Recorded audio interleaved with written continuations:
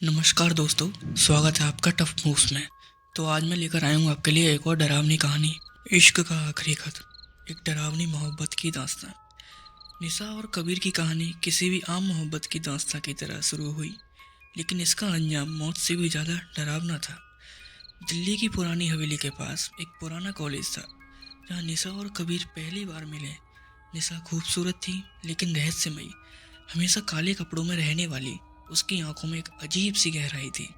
कबीर को पहली ही नज़र में उससे प्यार हो गया।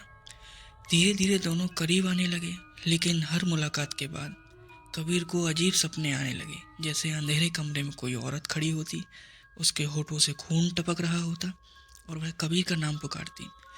एक दिन निशा ने कबीर को अपने घर बुलाया, एक पुरानी हवेली जो शहर से दूर वीराने में थी। हवेली में घुसते ही कबीर को लगा जैसे वहाँ कोई और भी है, कोई जिसे देखा नहीं जा सकता लेकिन महसूस किया जा सकता है। निशा ने बताया कि वह इस हवेली में अपनी दादी के साथ रहती है, लेकिन कबीर को हवेली में कभी कोई और नहीं दिखा। बस अजीब सी फुसफुसाहटें सुनाई देती, चीज़ें खुद ब खुद हिल जाती और दीवारों पर साए से दौड़ती नजर आती। एक दिन कबीर ने निशा से सवाल किया, तुम्हारे घर में और कौन रहता है? निशा मुस्कुराई और बोली, सिर्फ वो जिनसे तुम बच नहीं सकते। कबीर अब पूरी तरह निशा के प्यार में पागल था, लेकिन एक रात जब वह हवेली में गया तो दरवाजे पर ताला लगा मिला। अंदर से किसी के चीखने की आवाज़ आ रही थी। कबीर ने दरवाज़ा तोड़ दिया और अंदर गया, लेकिन जो उसने देखा उससे उसकी रूह कांप गई। निशा हवा में झूल रही थी, उसकी आंखें काली हो चुकी थीं और उसके पैरों के नीचे जमीन नहीं थी। कबीर घबरा गया, लेकिन तभी निशा ने धीरे से कहा, तुम मुझसे कभी दूर नहीं जा सकते कबीर। और अगले ही पल निशा का शरीर राख बनकर हवा में उड़ गया। कबीर बेहोश होकर गिर पड़ा।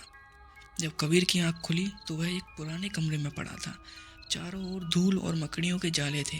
वह भागकर बाहर आया, लेकिन बाहर सिर्फ एक टूटी फूटी हवेली थी, जैसे वर्षों से कोई वहां रहा ही ना हो।